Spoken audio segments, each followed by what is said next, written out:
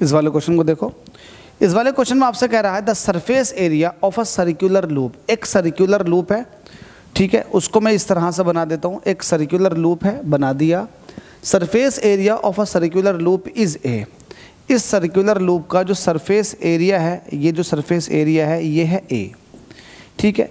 आगे आपसे बोल रहा है इसके अंदर मैंने जो करंट फ्लो करवाई है वो आई करंट फ्लो कराई है, ठीक है। इसके अंदर करंट भी फ्लो करा दो। लेट अस सपोज की करंट ये है आई। हमसे कह रहा है magnetic field intensity B is perpendicular to the plane. Plane के परपेंडिकुलर, जो लूप का प्लेन है उसके परपेंडिकुलर। तो प्लेन तो ये हुआ, इसके परपेंडिकुलर मैंने लो ये बना दिया, इसके परपेंडिकुलर मैग्नेटिक फील्ड लगा रखा, तो ये मैग्नेटिक फील्ड है।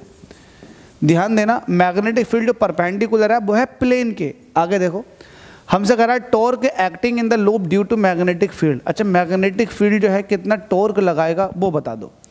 तो टॉर्क बताने के लिए आपको सबसे पहले ये जानना है, वो ये जानना है कि इस लूप का एरिया वेक्टर किधर को होगा। तो एरिया वेक्टर जो होता है हमेशा सरफेस के परपेंडिकुलर होता। ये क्यों आप बताना चाह रहे हो, क्योंकि टॉर्क इज इक्वल टू होता है बीना साइन थीटा।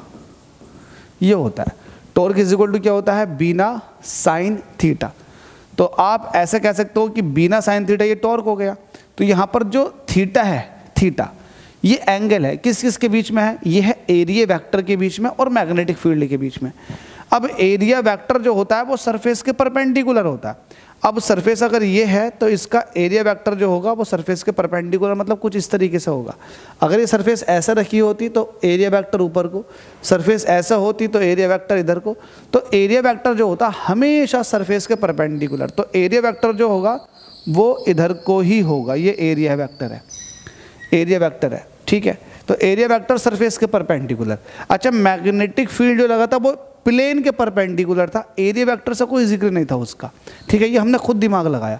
अब मुझे बताओ एरिया वेक्टर और मैग्नेटिक फील्ड के बीच में एंगल कितना, 0 डिग्री, क्योंकि दोनों एक दूसरे के पैरेलल में है। तो थीटा कितना हो जाएगा, 0 डिग्री। जब थीटा 0 हो जाएगा तो साइन 0 की वैल्यू कितनी हो जाएगी, 0। तो जब आप 0 यहाँ रखोगे तो 0 से किसी की भी मल्टीप्लाई कर दो, वैल्यू कितनी आ जाती है, 0।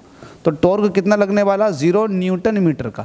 तो इस हिसाब से option number D is the correct. 2017 में बोर्ड एग्जाम में पूछा गया था। उम्मीद करता हूँ समझ में आ गया होगा। Thank you so much. अगर क्वेश्चन समझ में आ जाए तो मज़े करो यार।